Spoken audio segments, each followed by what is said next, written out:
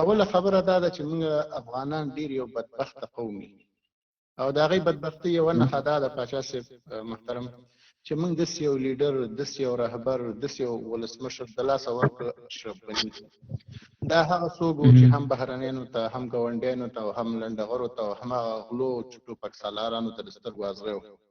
دغه کس چې کله موږ د لاسه ورکړو او د هېواد نه لاړو ډېر زیات خفه لاړو ډېر ارماني لاړو نو دغه وخت زه پوه شوم چې افغانستان نور نه جوړېږي زه دې نتیجې ته ورسېدم چې افغانستان نور نه جوړېږي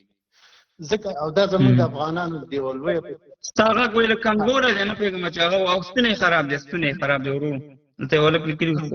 صدیقي ورور غږ کمزوری دی ما ته خو صحیح راځي دا زموږ د افغانانو ډېره یوه لویه بدبختي وه یو لویه دا فاجعه به ورته ویم په افغانانو راله دا دومره کسان مړه شو دومره کسان په دې هېواد کې لاړه هغه یو طرف ته که د اشرف غني هېواد پرېښودل دا بېل طرف ته که ځکه چې اشرف غني غوښتل اشرف غني هغه کس و چې ګاونډیانو به په موږ باندې وړه بند کړو نو کابل کې به چې دی ماشومانو چغې والې ولګي نه هغه کس و چې 200 روپۍ باندې به په کلدارې به چې دی په پېښور کې توڼه وه او وړه به در باندې بند کړي ایسته په جلال آباد کې به په 1100 روپۍ توڼه وه او هغه وړه به مو چې هغه به چې دی بیخي خروب هم نه خوړل هغه وړه به یې راته رالېږل دا هغه کس چې نړۍ سره نورو ګاونډیانو سره لکه تاجکستان ازبکستان سره د خلکو ملکونو سره قراردادونه امضا کړو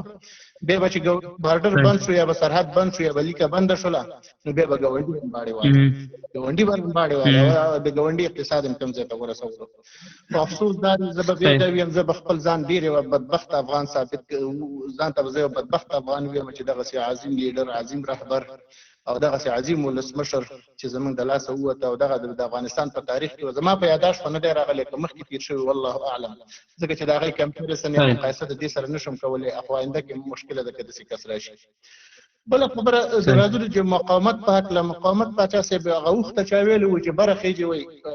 خوشحاله یو که لاندې کوزېږي یعنې په چړۍ خېجې خوشحاله یو که لاندې کوزېږي وایي دواړه د خولې ووایي وایي دواړو ته راباندې بار باري هم امارت چې دی چې اوس ځان ته د اسلام ټیکهداران وایي دی راغلي دی هېواد ته دی مخکې افغانان وژلي او اوس دی په بېله نمونه افغانان وژلي چې دې ته نسل کشي وایي نسل کشي په دې معنا چې مکتبونه بند دي څوک مکتبونو ته نشي تللی بیان ازادي نشته دی او دا حقیقت دی او باید خلک یې ومني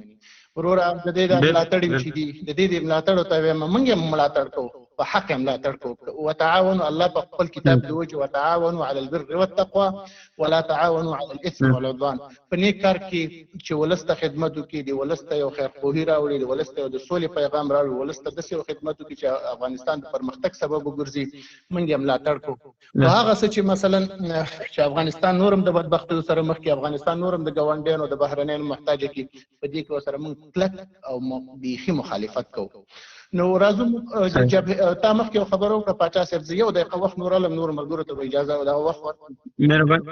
تا مخکې یو خبره وکړه چې موږ وینه نوره تویول نه غواړو زه بالکل دغه موږ په دې نظر کې مقاومت دی او که هر څوک دی موږ خو د طالبان نه دا هیله کوو چې خپل نظام کې چې شی وکړه د الله په خاطر که دا نه وایي چې دا نظام پایښت وکړي او دا ولس خوشحاله شي دواره په ډاډه کوي دغه نظام مخکې تللی شي او که نه تاسو ته پرتوګونه ګڼئ تاسو خیاطان ځان نه جوړ کړئ چې نه دا داسې او دغسې والله که تا نه اشرف غني خلاص کړي په ورځ د قیامت نه دې کرزی خلاص کړي نه ما خلاص کړي نه دې هیبت الله خلاص کړي نه دې بل ورځ د قیامت په ګوره بیا شته دی ګوره الله ته دا ګوره ډېره عظیمه ګناه ده دا د اسلامي اړخې زه درته چېړم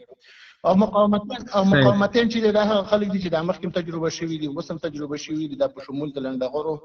دغه پکولونه زه قوم ته توهین نه کوم په دا تاجک چې دا ډېر یو شریف قوم دی خو دا نه دی چې دغه تاجک صرف چې مسعود کورنۍ ده یا د عطا کورنۍ ده یا د په دې تاجک کې ډېر ښه خلک شته دی هغه دې رامخکې شي هغه دې نظام کې ځان شامل کړي که هغه یو خبره وکړي د نظام یا انتقاد وکړي موږ یې منو خو دغه خلک چې ټوپکې پیژندلې او د اسلام په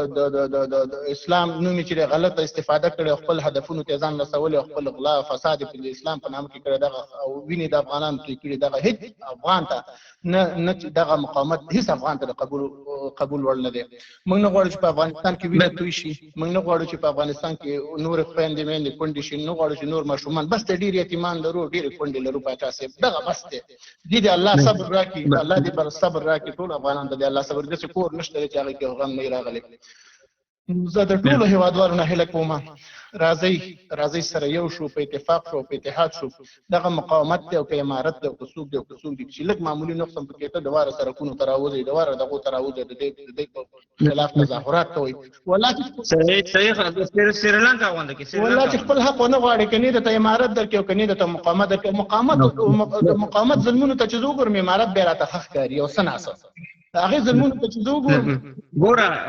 تا یو خبره وکړه چې مونږ خپله چې یو زه خپله زه یم چې احمد شاه مسعود د نوم نه غلطه استفاده کوي دا خلک،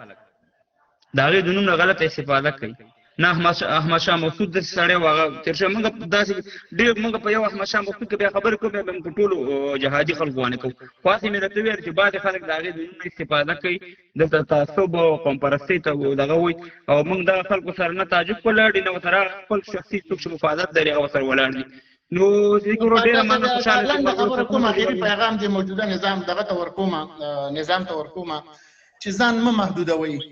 د قدرت هغه چاته صرف مو ورکوي چې پګړۍ والي ګیرې غټ واسکټ اچولي. دغه حکومت ملي کوي، که خپله بقا غواړئ، که خپل پایښت غواړئ، که ولس کې محبوبیت غواړئ، دغه حکومت چې دی ملي کوي او راشي ټول افغانان سره یو موږ کوي. ولس دنه ډېر زیات خفه دی او که د سیاست وایي که دا وړی دی دا وړی لکه چې شړی نشي فکر کوم. الله دې افغانستان جوړ کړي او پرمختللي آباد او پرمختللي افغانستان په هیله.